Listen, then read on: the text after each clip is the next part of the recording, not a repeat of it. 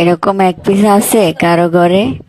দেখেন, লিপস্টিক সব খালাইতাছে, মুখে তো দিতাছে, তার সাথে ঠোঁটে, মুখে, গালে, আবার পুতুলকেও দিতাছে।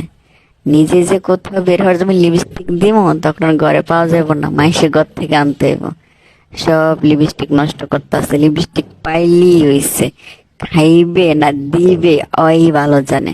দেখেন লিপস্টিক কি করতেছে, মুখটার পুরো লিপস্টিক দিয়ে মেকআপ করে লাইছে, ওর চেহারা সাদা তেল গেছে, লাল লাল কালার হয়ে গেছে। দেখেন এইরকম এক পিস কার ঘরে ঘরে আছে?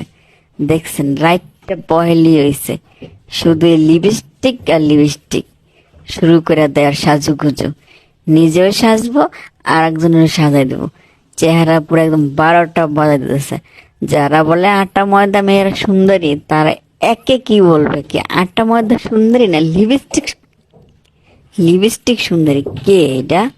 দেখেন কি যে অত্যাচার করে, কোনো কসমেটিক ঘরে রাখাই যায় না এর জন্য।